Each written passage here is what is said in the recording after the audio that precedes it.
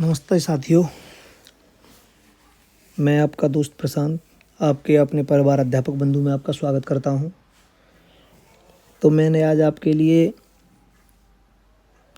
UP TET 2018 का जो नवंबर के महीने में जो परीक्षा होती है उसका ईवीएस का जो क्वेश्चन पेपर है वो लिया है, उसकी मैं आपको प्रैक्टिस करा रहा हूं। मेरा मानना ये है कि सर्वज्ञ कोई नहीं होता, धीमे धीमे करके सब बेहतर से बेहतर होते जाते हैं। तो मैं ये तो नहीं कहता कि मैं सबसे अच्छा पढ़ाता हूँ, लेकिन हाँ, मैं इतना आपको विश्वास दिला सकता हूँ कि जो सब्जेक्ट की वीडियो में डाल रहा हूँ वो सब आपके यूपी टेट को और सी टेट को देखते हुए मैं वीडियो बना रहा हूँ। आने वाले जो भी 2 एग्ज़ाम हैं इनको ज़्यादा फोकस किया है। अन्य एग्ज़ामों में भी क्वेश्चन आएंगे, ये आने की संभावना है, लेकिन इन 2 एग्ज़ामों में अधिक संभावना है और ख़ासकर यूपी टेट में। तो मैंने आपके लिए ये डाला है। अगर इसमें आपको कोई कमी लगती है, मेरे पढ़ाने के तरीके में कोई कमी लगती है, समझाने में कोई कमी लगती है, तो आप कमेंट में मुझे बता देंगे। मैं इस क्षेत्र में बहुत ज़्यादा प्रोफेशन नहीं हूँ, मैंने वीडियो बहुत कम बनाई हैं। तो और ये ईवीएस की मैंने अपने चैनल पर 3-4 वीडियो पहले बाल विकास की डाल चुका हूँ, आप उन्हें देख लें। और मैंने ईवीएस की पहली वीडियो डाली है, आप देखिएगा, मेरे पढ़ाने के तरीके को बताइएगा और बताइएगा भैया आपके पढ़ाने के तरीके में ये समस्या है, तो मैं उसे सुधारने की कोशिश करूँगा। चलिए, तो पहला क्वेश्चन है, किस वर्ण की उपस्थिति के कारण पौधे हरे रंग के होते हैं?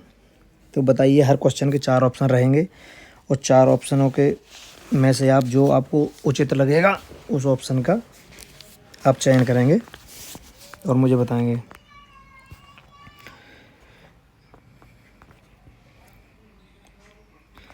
चार ऑप्शनों को आप कहेंगे तो मैं एक बार आपको रिपीट कर दूंगा। तो ऑप्शन नंबर है एंथ्रोसाइनिस, दूसरा है ऑप्शन नंबर कैरोटीनाइड, तीसरा है लाइपोपिन और चौथा ऑप्शन है क्लोरोफिल। तो इसे तो जब हम लोग, आप सभी लोग बहुत छोटे, जब कक्षा 4-5 से ही पढ़ते आ रहे हैं कि क्लोरोफिल की उपस्थिति के कारण पौधों का रंग हरा होता है। और इसको क्लोरोफिल को हम पर्णहरित लवक, पर्णहरिम आदि नामों से भी जानते हैं। और ये जो क्लोरोफिल होता है वो एक प्रोटीन युक्त रासायनिक यौगिक होता है। ठीक है, चलिए अगला क्वेश्चन देखते हैं। मानवीय गतिविधियाँ जो पृथ्वी पर जलवायु परिवर्तन के लिए जिम्मेदार हैं। तो ये क्वेश्चन ये पूछ रहा है कि मानव की ऐसी कौन सी गतिविधियां हैं जो पृथ्वी पर जलवायु परिवर्तन के लिए जिम्मेदार हैं। तो आपको बार बार बताने की कोई ज़रूरत नहीं है, सब जितने भी क्वेश्चन हैं उनके 4 ऑप्शन हैं। तो मैं पहला ऑप्शन से पढ़ूंगा। ऐसे रासायनिक का उपयोग, वनों को काटा जाना, कृषि क्रियाकलाप, उपरोक्त सभी। तो देखिए, जलवायु परिवर्तन के लिए इस क्वेश्चन का राइट आंसर जो रहेगा वो ऑप्शन नंबर डी रहेगा। जलवायु परिवर्तन के लिए जितने भी दिए गए हैं ऑप्शन, ये सभी जिम्मेदार हैं। कोशिश कर रहा हूँ मैं, मेरी कोशिश के बारे में आप बताएंगे कि मेरी कोशिश आपको कैसी लग रही है।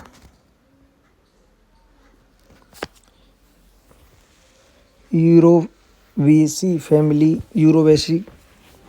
फैमिली की कौन सी फसल बायोडीजल उत्पन्न करने के लिए जानी जाती है? तो ये एक फैमिली है पौधों की। ये इसमें पूछा गया कि इन जो 4 ऑप्शन दिए इनमें से कौन सी ऐसी फसल है, जो पेड़ है, जो इसके लिए जाना जाता है, डीजल उत्पादन के लिए, बायोडीजल के लिए। तो copper lily, jatropha, candle nutty, सर्पगंधा। तो इस क्वेश्चन का राइट आंसर रहेगा ऑप्शन नंबर बी। ये जेट्रोफा है, ये बायोडीजल के लिए उपयोग में लाया जाता है। और जो जेट्रोफा का जो बीज होते हैं उनसे बायोडीजल उत्पन्न होता है।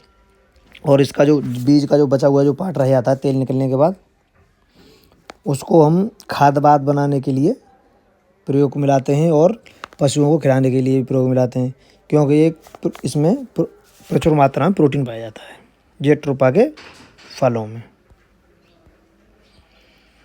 जड़ी बूटियों की रानी भारत की सबसे पवित्र जड़ी बूटी है। इस औषधि पौधे को हिंदू धर्म में महत्व है और इसका वानस्पतिक नाम ओसीसिम सैक्ट्रम है। इसको सामान्यतः आप किस नाम से जानते हैं? क्वेश्चन पूछ रहा है ये। तो ऑप्शन है अजवाइन के फूल, तुलसी, रोजमेरी या धनिया। तो इस क्वेश्चन का जो राइट आंसर रहेगा वो ऑप्शन नंबर बी रहेगा, तुलसी।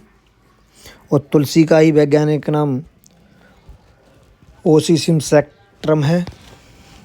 और ये तुलसी जो होती है वो द्विपक्षीय पौधा होता है और ये झाड़ी के रूप में होती है और इसकी ऊंचाई लगभग एक से 3 फीट के बीच में होती है। और इसमें भारत में जो हिंदू धर्म है इसमें उसका बहुत महत्व होता है और ये बहुत सारी बीमारियों में काम आती है। जैसे छोटे छोटे बच्चे होते हैं, उन्हें सर्दी जुकाम हो जाए तब खांसी और दस्त वगैरह में भी काम आ जाती है। कुल मिला के ये एक औषधि पौधा है और इसके अनेकों लाभ हैं और ये भारत में इसे तुलसी के नाम से जानते हैं। चलिए, ऑप्शन नंबर बी हम इसका आंसर लगा चुके हैं।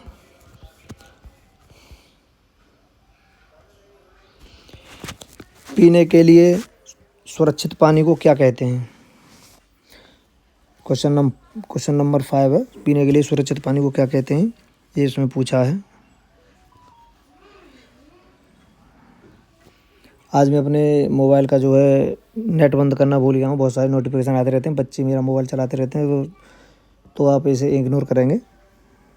इसके लिए सॉरी। आगे से जब भी वीडियो बनाऊंगा तो मैं अपने मोबाइल को फ्लाइट मोड पे लगा के ही बनाऊंगा। तो इस क्वेश्चन के राइट आंसर जो है वो है ऑप्शन नंबर, बताइए, ताज़ा पानी बोलेंगे, पीने योग्य पानी बोलेंगे या शुद्ध बोलेंगे, क्या बोलेंगे बताइए। आप इसे तो लगा सकते हैं बड़ी आसानी से। तो इस क्वेश्चन का राइट आंसर रहेगा वो रहेगा ऑप्शन नंबर बी, पीने योग्य पानी। चलिए अगला क्वेश्चन देखते हैं। वर्ष 1984 में भोपाल गैस त्रासदी निम्नलिखित में से किस गैस के रिसाव के कारण हुई थी? और ये जो क्वेश्चन है मेरे बहुत सारी परीक्षाओं में, यूपी टेट के अलावा और भी जो कॉम्पिटिटिव एग्जाम होते हैं उनमें मैंने कई परीक्षाओं में इस क्वेश्चन को बार बार रिपीट होते हुए देखा है। तो इस क्वेश्चन का जो राइट आंसर रहेगा वो ऑप्शन नंबर बी रहेगा, मिथाइल आइसोसाइनाइट। और ये जब ये भोपाल गैस जो वो हुआ था कांड, वो 1984 में हुआ था और ये एक औद्योगिक घटना थी और इसकी वजह से भोपाल में स्थित बहुत सारे मतलब हज़ारों लोगों की गैस का जब रिसाव हुआ था मिसाइल आइसोसाइनाइड का, तो हज़ारों लोगों की मृत्यु हुई थी इसमें।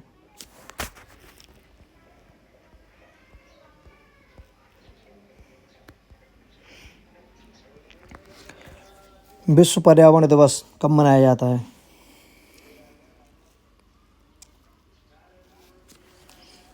तो इस क्वेश्चन का तो आंसर आपके लिए बहुत सरल है।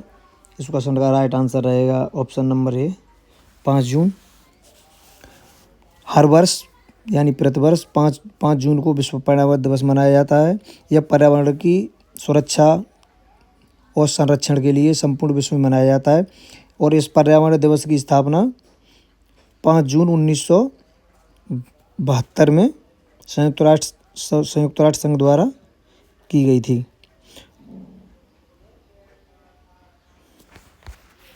चलिए,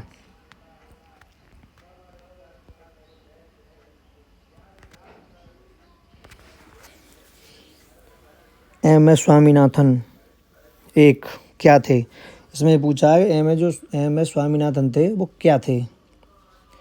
ये डैश लगा होता है उसके बाद में ये पूछा जाता है। तो इसका ये पूछ रहा है पारिस्थितिकी वैज्ञानिक थे, पत्रकार थे, कृषि वैज्ञानिक थे या पक्षी वैज्ञानिक थे। तो जो इस क्वेश्चन का राइट आंसर रहेगा वो ऑप्शन नंबर सी रहेगा। एम.एस. स्वामीनाथन जो हैं वो एक महान कृषि वैज्ञानिक थे और भारत में हरित क्रांति लाने का श्रेय भी एम.एस. स्वामीनाथन को ही दिया जाता है। हरित क्रांति जो है, भारत में जो हरित क्रांति आई थी वो एम.एस. स्वामीनाथन के प्रयासों से ही आई थी और उन्होंने 1966-67 में लाए थे इसे। यहाँ पे वो हरित क्रांति जो आई थी उसके द्वारा सबसे ज़्यादा गेहूँ और दूसरे नंबर पर चावल, इन दो फसलों में सबसे ज़्यादा उसका प्रभाव देखने को मिला था।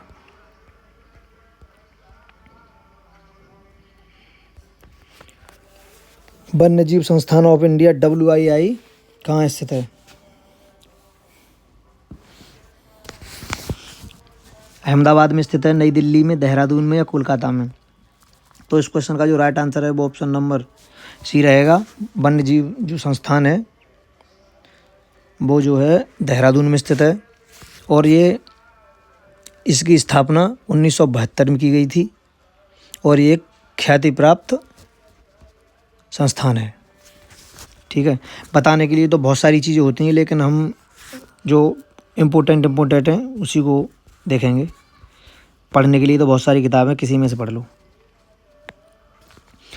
प्रकाश संश्लेषण के दौरान हरे पौधे निम्नलिखित में से किसे सोख लेते हैं? बताइए, प्रकाश संश्लेषण जब होता है तो हरे पौधे किसको अवशोषित करते हैं, ये पूछा है। तो प्रकाश संश्लेषण जब भी होता है तो हरे पौधे हमेशा कार्बन डाइऑक्साइड को ही अवशोषित करते हैं।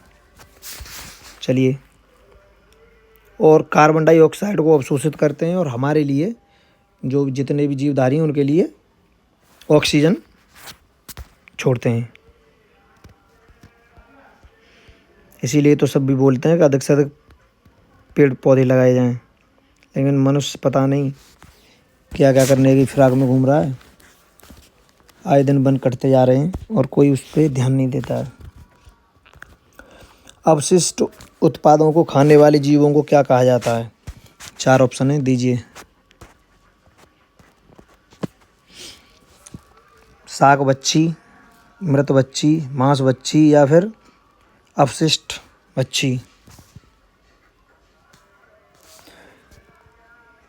तो इस क्वेश्चन का जो राइट आंसर रहेगा वो रहेगा ऑप्शन नंबर बी। जब अवशिष्ट पदार्थ तभी तो होता है जब कोई पशु पक्षी या कोई भी मर जाता है तो उसका जो बॉडी बच जाती है उसे जो ख़त्म कर देते हैं उन्हीं बोलते हैं। तो इस क्वेश्चन का राइट आंसर रहेगा ऑप्शन नंबर बी। अवशिष्ट पदार्थों को खाने वाले जीवों को मृत बच्ची या अपघटक कहा जाता है, जो छोटे छोटे कीड़ों के रूप में होते हैं। चलिए, और ये जो भी अवशिष्ट जो पदार्थ रह जाते हैं उन्हें ख़त्म करके मिट्टी में मिला देते हैं सबको।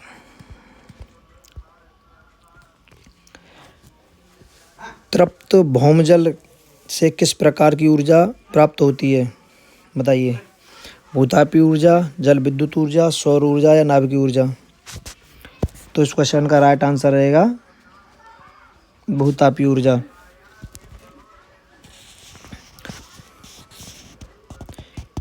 इससे भूतापीय ऊर्जा को प्राप्त किया जाता है और ये पृथ्वी का जो गर्म क्षेत्र होता है वहाँ पर सीधी सुरंग खोदी जाती है, जिससे इसके भीतर से उत्पन्न होने वाली भाप सतह पर आ जाती है। इसीलिए इसे भूतापीय ऊर्जा कहते हैं।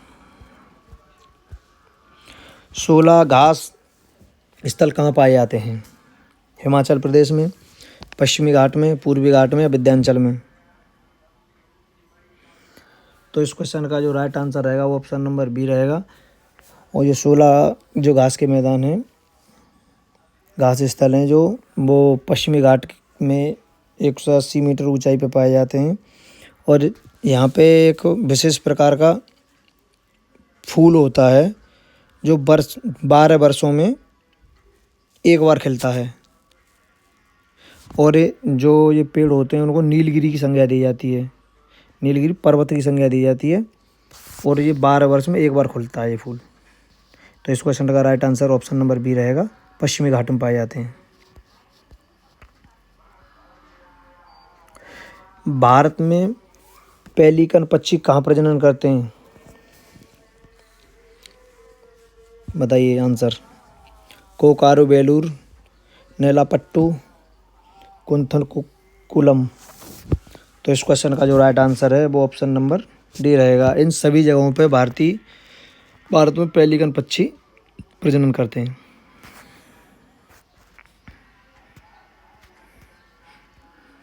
चलिए, अगला क्वेश्चन देखते हैं। मिनीमाता रोग कैसी मछली खाने से होता है? इस मछली में जिससे मिनीमाता रोग होता है उसमें किसकी अधिकता पाई जाती है? तो इस क्वेश्चन का राइट आंसर रहेगा ऑप्शन नंबर सी, पारा। देखिए, जब जल में पारे की अधिकता होती है तो उसमें मिनीमाता रोग हो जाता है। और ये मिनीमाता रोग जो है सबसे पहले जापान में खोजा गया था। मतलब ये बीमारी सबसे पहले जापान में 1953 में फैली थी। ठीक है, चलिए अगला क्वेश्चन देखते हैं।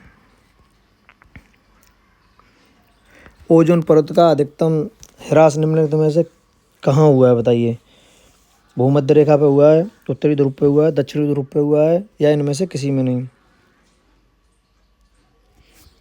तो ये ओजोन परत जो होती है वो जो सूर्य से निकलने वाली अल्ट्रावायलेट पराबैंगनी जो किरणें होती हैं उन्हें रोकती है, वायुमंडल में प्रवेश करने से रोकती है।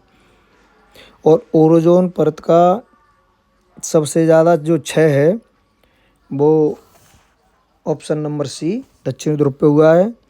और ओजोन जब ये अल्ट्रावायलेट जो किरणें हैं वो सीधे अगर पृथ्वी पे आ जाएंगी तो इंसानों में या जो भी जानवर वगैरह होते हैं उनमें, जीवधारियों में त्वचा कैंसर होने का सबसे ज़्यादा खतरा रहेगा।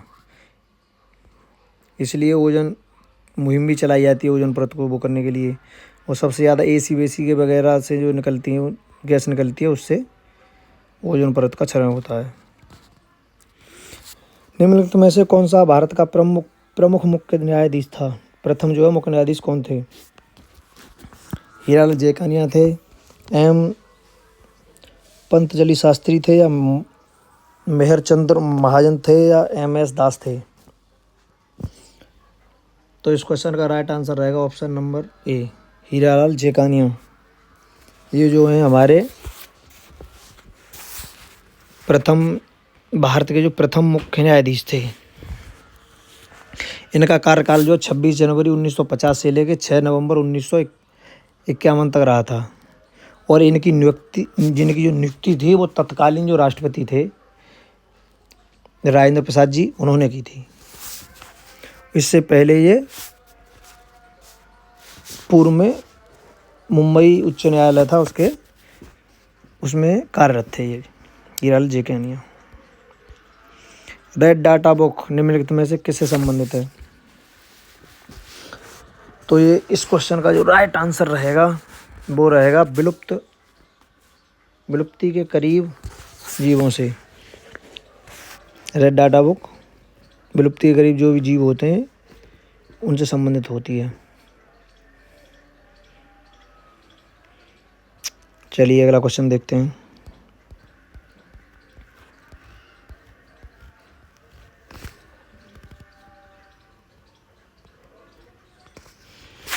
इनमें से कौन वर्तमान भारतीय महिला आयोग की अध्यक्षा हैं? देखिए, ये क्वेश्चन 2018 में, ये जो है प्रैक्टिस है 2018 का, तो उस समय तो थी रेखा शर्मा।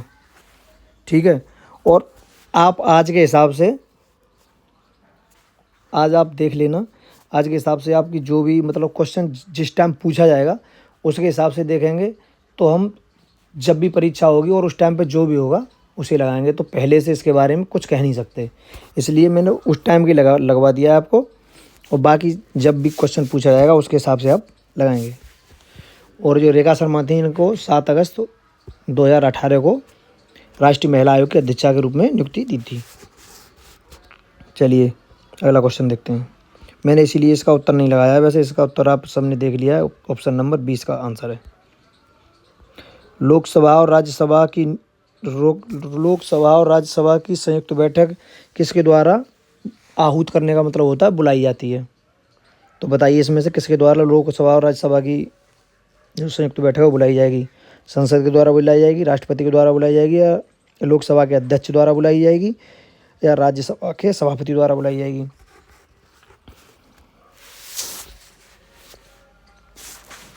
बताइए।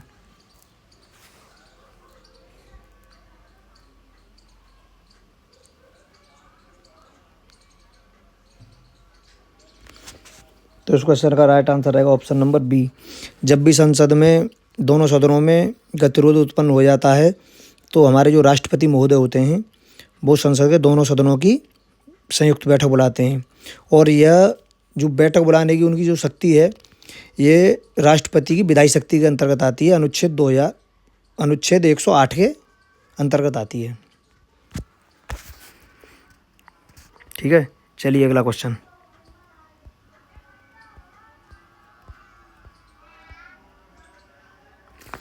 संविधान के किस भाग में पंचायती राज व्यवस्था संबंधित प्रावधान है? बताइए, संविधान के किस भाग में पंचायती राज व्यवस्था से संबंधित प्रावधान है?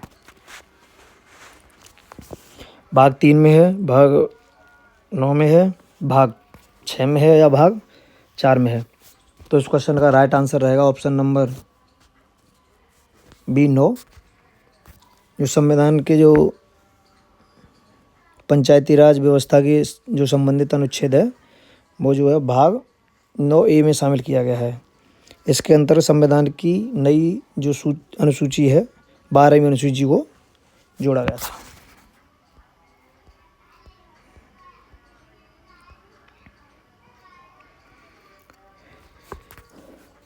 चलिए अगला क्वेश्चन देखते हैं। 74वें संविधान संशोधन का संबंध है। बताइए, 74वें संविधान संशोधन उसका संबंध किससे है? तो ग्रामीण स्थानीय सुशासन से था या शहरी शासन सुशासन से था या राष्ट्रपति की शक्ति से था या संसद की शक्तियों से था? तो इस क्वेश्चन का जो राइट आंसर रहेगा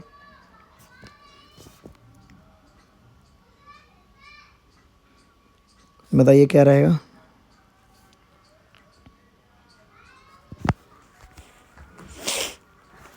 बताइए, आपने थोड़ा बहुत संविधान पढ़ा होगा ना। आप इस प्रैक्टिस सेट में देखेंगे कि कम से कम बता रहा हूँ, उसमें 5 से 7 क्वेश्चन आए हैं।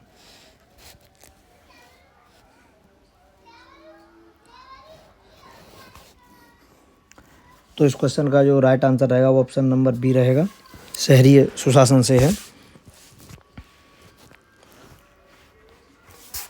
चलिए अगला क्वेश्चन देखते हैं। किस गैस के वर्षा में पानी में घुलने से वर्षा के पानी में अम्लता आ जाती है? बताइए, इस क्वेश्चन का राइट आंसर क्या रहेगा? Carbon dioxide, hydrogen peroxide, sulphur dioxide या कार्बन मोनोऑक्साइड? बताइए इस क्वेश्चन का राइट आंसर। क्वेश्चन नंबर 23 पे पहुंच चुके हैं। इस पूरी वीडियो में 30 क्वेश्चन है।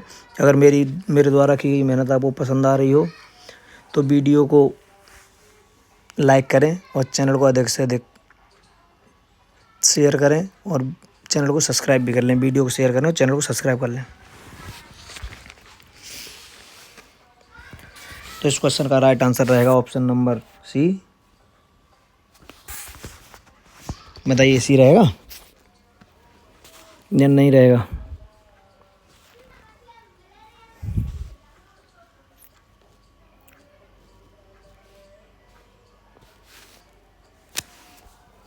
तो इस क्वेश्चन का right answer option number C रहेगा।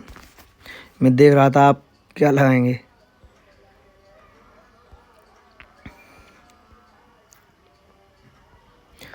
भारतीय संविधान में विधि का शासन विचार कहाँ से लिया गया है? बताइए। हमारा संविधान जो है लगभग 10-11 देशों में, वैसे अधिकतर तो 10 ही देशों से जो बहुत इम्पोर्टेंट जो तथ्य हैं 10 देशों से लिए गए हैं। पहले बहुत सारे देशों की वो थी कि इन देशों से लेंगे, लेकिन 10 देश चुन लिए थे। उन्हीं में से संविधान सभा के जो भी हमारे जो मेकर्स थे उन्होंने। तो इस क्वेश्चन का राइट आंसर रहेगा ऑप्शन नंबर सी, इंग्लैंड। तो इंग्लैंड से लिया गया था विधि का शासन और एकल नागरिकता, संसदीय विशेषाधिकार। और देखिए, अमेरिका से मौलिक अधिकार लिए गए थे, संविधान की सर्वोच्चता तथा प्रस्तावना ली गई थी। और इसमें एक ऑप्शन है इंग्लैंड से, तो मैंने आपको बता ही दिया। और ये आयरलैंड है, आयरलैंड से राज्य के नीति निर्देशक तत्व लिए गए थे। और ये स्विट्जरलैंड है, इससे कुछ नहीं लिया गया।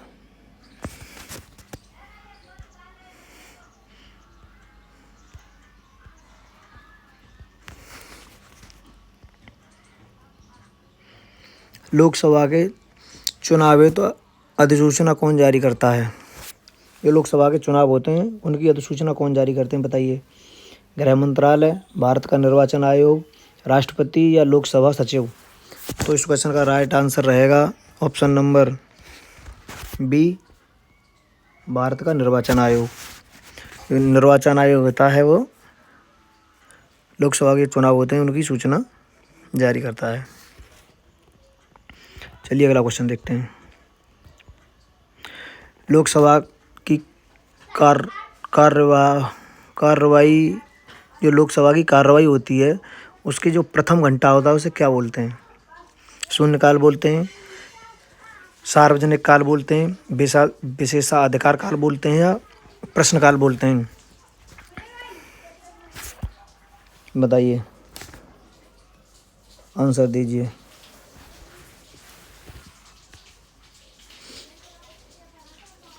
तो संसद के इस क्वेश्चन का राइट आंसर रहेगा ऑप्शन नंबर डी। संसद के दोनों सदनों की प्रत्येक बैठक में जो पहला घंटा होता है उसे प्रश्नकाल बोलते हैं। चलिए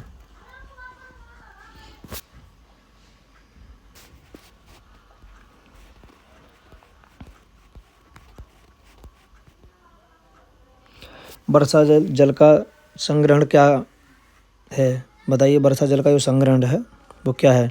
पानी का उपयोग, वर्षा जल का संग्रह और भंडारण, वर्षा जल का जमाव और भंडारण या उपरोक्त में से कोई नहीं। वर्षा जल को हम क्या कहेंगे? संग्रहण को, वर्षा जल इकट्ठा करते हैं उसे क्या कहेंगे? ये पूछा है इस क्वेश्चन में।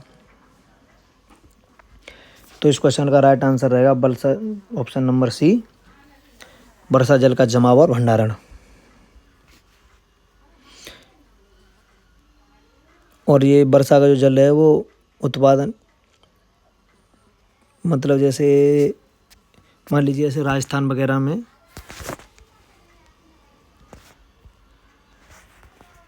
इस्तेमाल के लिए इसे इकट्ठा करते हैं। भारतीय गैंडा कहाँ संरक्षित है? बताइए, बांदीपुर नेशनल पार्क में, काजीरंगा नेशनल पार्क में, कॉर्बेट नेशनल पार्क में, कॉर्बेट को जिम कॉर्बेट बोलते हैं, कॉर्बेट नेशनल पार्क में या फिर गिर नेशनल पार्क में? तो इस क्वेश्चन का राइट आंसर रहेगा option number B, Kaziranga national park में। भारत का जो गैंडा है उसे काजीरंगा जो नेशनल पार्क है वो असम में है और इसमें एक सींग वाले गैंडे के लिए ये प्रसिद्ध है। और जैसे और ये दो तीन रह गई, जैसे गिर नेशनल पार्क है तो गिर नेशनल पार्क जो है वो गुजरात में है और ये एशियाई शेरों के लिए प्रसिद्ध है। और ये जिम कॉर्बेट जो नेशनल पार्क है, चलिए अगले क्वेश्चन को देखते हैं। निम्नलिखित में से कौन सा क्रम पारिस्थितिकी तंत्र में ऊर्जा प्रवाह के संबंध में सही है? तो बताइए, जैसे उत्पादक पहले आएगा, उपभोक्ता, अपघटक, या फिर पहले अपघटक आएगा फिर उत्पादक आएगा फिर उपभोक्ता आएगा, या फिर पहले उपभोक्ता आएगा फिर उत्पादक आएगा फिर अपघटक आएगा, या फिर पहले उत्पादक अपघटक और फिर उपभोक्ता आएगा?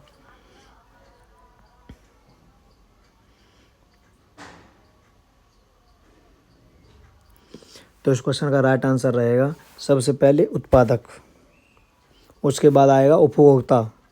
पहले सबसे पहले कोई चीज़ उगेगी, उसके बाद उसे खाएंगे तो उपभोग हो जाएगा, और जब वो अपशिष्ट पदार्थ हो जाएगा अपशिष्ट तो उसे अपघटक।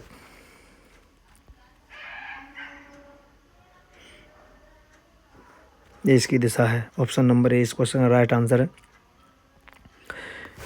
कौन सी ग्रीन हाउस गैस वातावरण में सबसे अधिक मात्रा में उपस्थित होती है?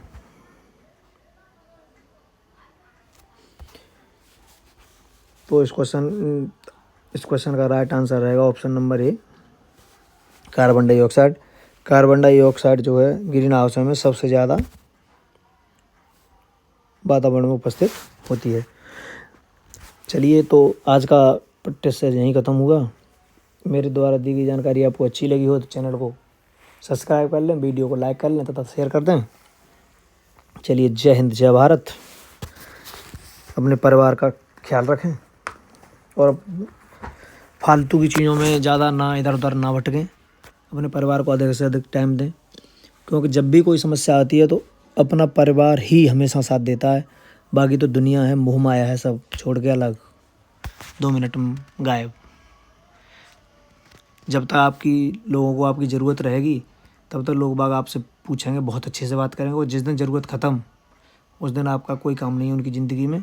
इसलिए अपने परिवार, अपने माता पिता, भाई बहन सबको अधिक से अधिक टाइम दें। दूसरे लोगों के पीछे उनसे कोई भी गलत सलत ना बोलें, अभद्रता का व्यवहार ना करें। मैं तो यही कहूँगा, और बाकी सब आप अपनी मर्ज़ी के मालिक हैं। तो चलिए, विदा लेते हैं, बाय।